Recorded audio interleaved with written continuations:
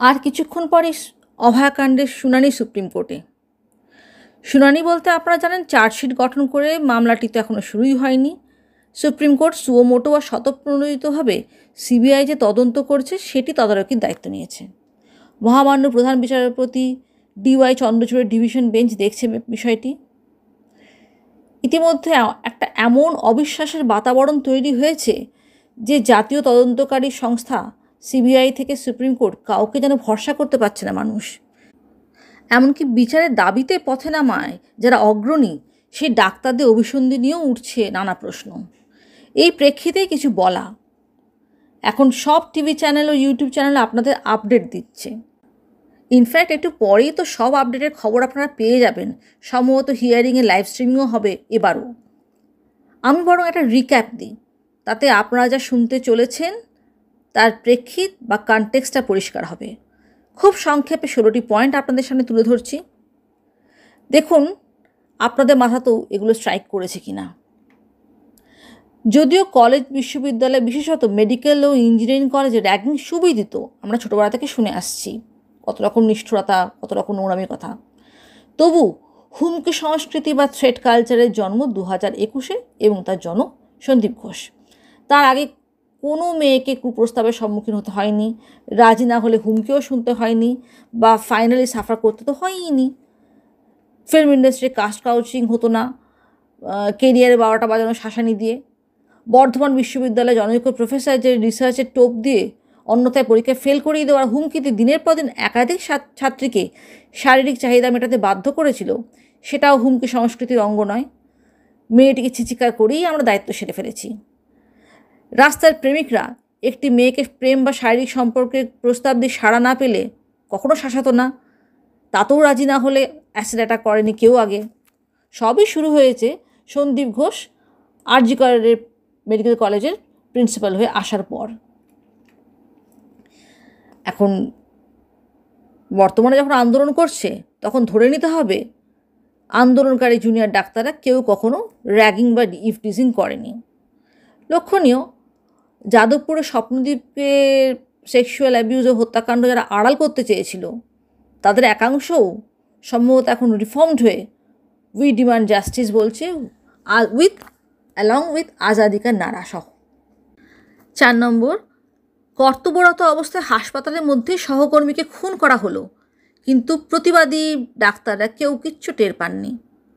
অথচ 1 বছর ধরে ডাক্তার মেয়েটিকে নানাভাবে শারীরিক ও মানসিক নির্যাতন করা হচ্ছিল বলে জানা গেছে। তার বাবা মাও তাই বলেছেন যে সে আরজি কর ছেড়ে দিতে চান। মোটর বাইকে করে ধাক্কা দেওয়া হয়, 36 ঘন্টার ডিউটি, বেশি বেশি নাইট ডিউটি ইত্যাদি শারীরিক পীড়নের পাশাপাশি তার গাড়ি ভেঙে দেওয়া, বেলেল্লা পার্টিতে আসতে হুকুম করা, তার গবেষণাপত্র কেড়ে নেওয়া, 15 লক্ষ টাকা দাবি করা পরীক্ষা পাশ করানোর জন্য ইত্যাদি মানসিক নির্যাতন চলছিল নাগাড়ে, যার জন্য তিনি বাড়িতে জানান আরজি কর কলেজ হাসপাতালে আর যেতে চান না, ছেড়ে দিতে চান। তখন তার পাশে দাঁড়ালে হয়তো এই নির্মম হত্যাকাণ্ড হতো না। কিন্তু আমরা জানি সময় থাকতে পাশে দাঁড়ানোর পরিবর্তে লাশ নিয়ে প্রতিবাদ করা বেশি বিচক্ষণতা, অনেক বেশি মাইলেজ পাওয়া যায়। 4র্থ পয়েন্ট, ডাক্তার কন্যার গবেষণাপত্র। এটি আমার কাছে খুব ভাইটাল একটা বিষয়। তার থিসিস কেড়ে নিয়ে আরেকজনকে দিয়ে দেওয়া হয়। ব্যাপারটা যে বন্ধুদের বলেও ছিলেন মৃতা, সে কথা সহকর্মীদের অনেকেই স্বীকার করেছেন, কিন্তু কাকে দেওয়া হয়েছিল তার নামটা কারোর মনে নেই, সবাই ভুলে গেছেন। সিবিআই হয়তো প্রশ্ন করে জেনেছে কিছু, তবে আমরা কবে জানতে পারবো বা আদৌ জানতে পারবো কি না সেটা জানা নেই। আমার অনুরোধ, আমি সিবিআইকে অনুরোধ করবো বা সংশ্লিষ্ট যারা ব্যাপারটি দেখতে পারেন তাদের কাছে অনুরোধ যে তিলোত্তমা বা অভয়ার থিসিস পেপারটি যেন যথাযোগ্য মর্যাদায় কোনো সায়েন্স জার্নালে প্রকাশ পায়।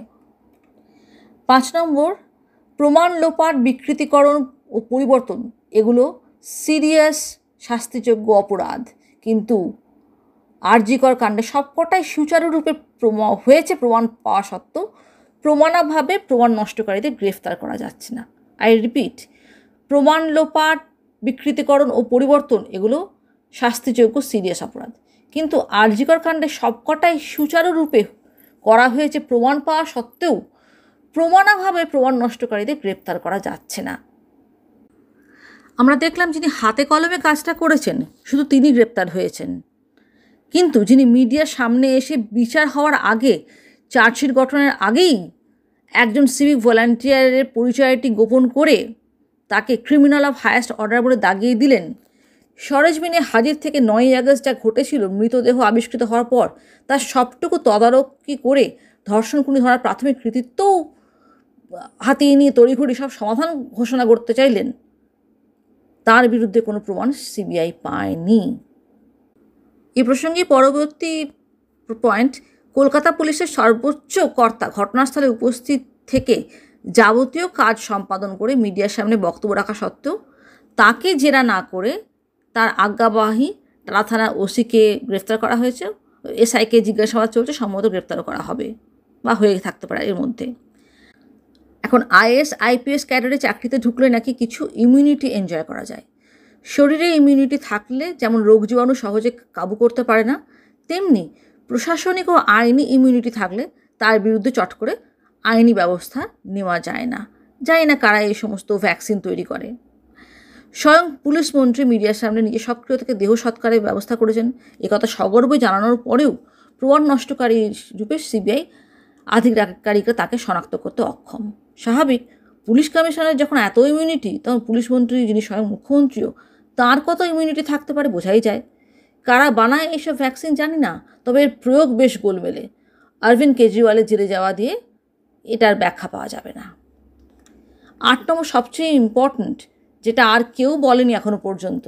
আমি যেহেতু জেন্ডার ইস্যু নিয়ে এবং ক্রাইম নিয়ে বহুদিন ধরে গবেষণা করছি, প্রায় দীর্ঘ 16 বছর ধরে, তাই আমি আপনাদেরকে জানাচ্ছি, আমি অথরিটি নই, আমিও কিন্তু পড়েই জানাচ্ছি, নির্ভয়া কাণ্ডের পর ইন্ডিয়ান পেনাল কোড ধর্ষণকে রিডিফাইন করে, বর্তমানে ন্যায় সংহিতাতেও আছে।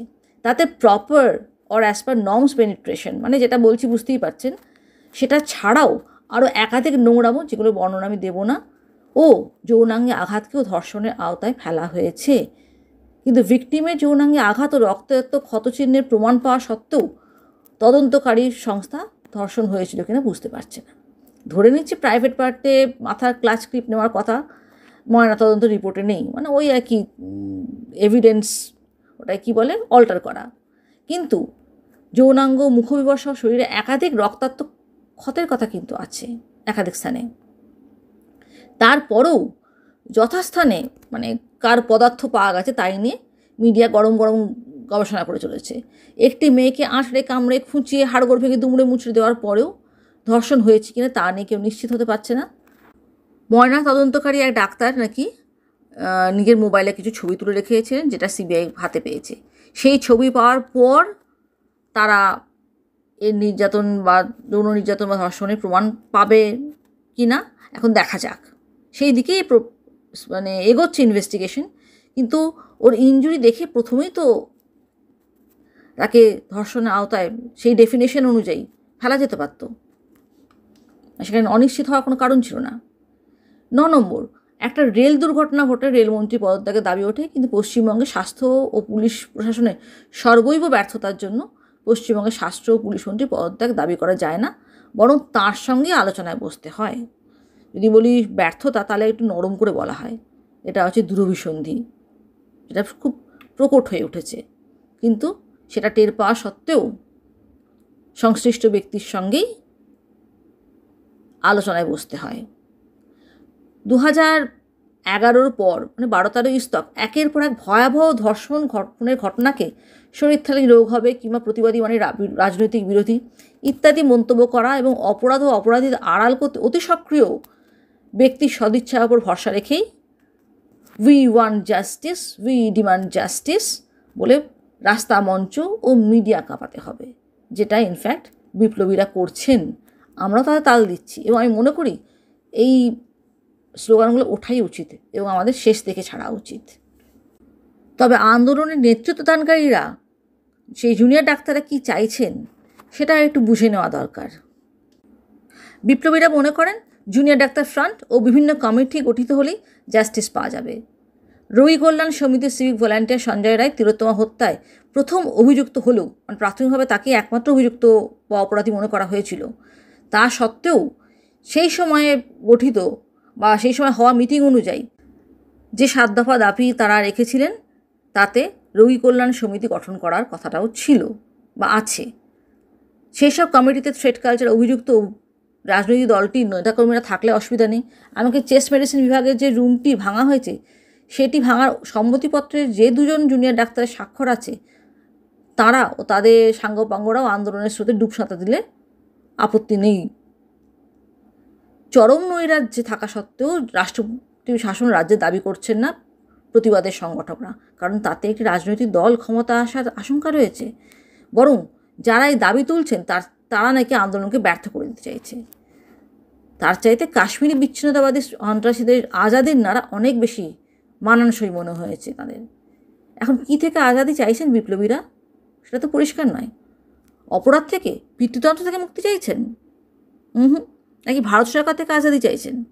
পশ্চিমবঙ্গ সরকারের অপশাসন থেকে যে চাইছেন না সেটা তো জলবৎ পরিষ্কার। রাজনৈতিক ব্যক্তিত্ব কারা সেটাও বেশ অভিনব প্রশ্নচিহ্নে। অপরাধীদের নীল পেড়ে সাদা আঁচল দিয়ে আগলে রাখা স্বাস্থ্য পুলিশ মুখ্যমন্ত্রী রাজনৈতিক চরিত্র নন, বামপন্থী দলের নেতারা রাজনৈতিক চরিত্র নন, শুধু বিজেপি নেতা নেত্রীরা রাজনৈতিক লোক। স্বাস্থ্য পুলিশ মুখ্যমন্ত্রী পদত্যাগ দাবি হলো আন্দোলনের অভিমুখ ঘুরিয়ে দেওয়ার চরম রাজনৈতিক অপচেষ্টা। আমি ভাবছি সেটিংটা কোন জায়গায়। 14 নম্বরে, মৃতা ডাক্তার কন্যার উদ্দেশ্যে মহালয়ায় তর্পণ করার ইচ্ছা প্রকাশ করলে কিংবা রাজ্যপালের কাছে দ্রুত দোষীদের শনাক্ত করে সাজা দেওয়ার দাবি করলে সেসব ডাক্তারদের সঙ্গে সম্পর্ক ছিন্ন করতে হবে, কারণ তারা আন্দোলনের অভিমুখ রাজনৈতিক দিকে চালিত করতে চাইছে। কিন্তু জুনিয়র ডাক্তারের দাবি অনুযায়ী গঠিত কমিটিতে বর্তমান শাসক দলের অভিযুক্ত নেতাকর্মীরা থাকলেও তেমন অসুবিধা নেই। আছে কিনা ক্ষতি দেখারই দরকার নেই। চেস্ট মেডিসিন বিভাগের যে ঘরটি বললাম একটু আগে, তড়িঘড়ি ভাঙার কাজে সম্মতি জানিয়েছেন কিছু ডাক্তার, তারাও থাকলে স্বাগত। তাই হয়তো বিপ্লবীদের 7 দফা দাবি সনদে অভয় বিচার চাওয়ার প্রসঙ্গটাই নেই। এরপরে আসছি আরেকটু ইন্টারেস্টিং জায়গায়। পুজোর সময় কলকাতার ধর্মতলা অঞ্চলে 144 ধারা জারি করা হয়েছে, 5 জনের বেশি জনসমাবেশ নিষিদ্ধ করা হয়েছে। এটা একটা অবাস্তব অসম্ভব নির্দেশিকা জারি করেছেন রাজ্য সরকার। প্রতিবাদের মূল সংগঠকরা কিন্তু এই নিয়ে কোনো বক্তব্য রাখেনি, তাদের কোনো বক্তব্য নেই। তারা তো পুজো করারই বিপক্ষে, কেন থাকবে? তারা শাঁখ বাজানোরও বিপক্ষে, শাঁখ বাজানোতেও অ্যালার্জি। তাই নীল সাদা হাওয়াই চটির ফরমান তাদের সুপ্ত বাৎসনাকেই পূর্ণতা দিয়েছে বলা যেতে পারে। সম্ভবত উৎসবে ফিরুন বলে পুজোর প্রতি মানুষের চরম বিতৃষ্ণা সৃষ্টি করা ছিল শাসিকার আসল অভিপ্রায়। বাংলাদেশ মডেল আর কি, ঘুরিয়ে। খবর তো নিশ্চয়ই পাচ্ছেন, সন্দেশখালী, গাজল, বীরভূম ইত্যাদি স্থানে মূর্তি ভাঙা, শীতলকুচিতে গরুর মুন্ডু রাখা মণ্ডপে, মূর্তি পূজারিতে ঘর জ্বালানো, বালিকা অপহরণ, যেটা পাণ্ডব অঞ্চলে মহামারীর আকার ধারণ করেছে নাকি, এগুলো সবই সোশ্যাল মিডিয়ার খবর, কারণ মেন মিডিয়া এগুলো দেখাচ্ছে না। আর এগুলো কিন্তু বাংলাদেশ নয়, এই পশ্চিমবঙ্গেরই ছবি। আর শেষে একটি শাশ্বত সত্যতা স্বীকার করতেই হয়, হিংস্র পুরুষ নয়, নারকেও পুরুষালী হিংস্রতার বলি যে নারী, কলঙ্ক তারই।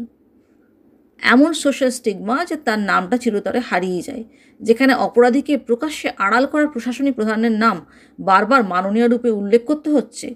সর্বোচ্চ আদালতও মনে করেন নির্যাতিতার নাম উচ্চারণ, ছবি প্রকাশ করা দণ্ডনীয় অপরাধ, যেখানে ঘৃণ্য অপরাধীরাও কিন্তু নানা আইনি ফাঁকফোকরে বেকসুর খালাস পেয়ে যাচ্ছে, দণ্ড থেকে মুক্তি পাচ্ছে। আর এই সিস্টেমের কাছেই আমরা নারী নির্যাতনের বিচার চাইছি। আপনাদের মনে যদি কথাগুলো স্ট্রাইক করে থাকে অবশ্যই কমেন্ট করে জানান এবং চ্যানেলটিকে সাবস্ক্রাইব করতে ভুলবেন না।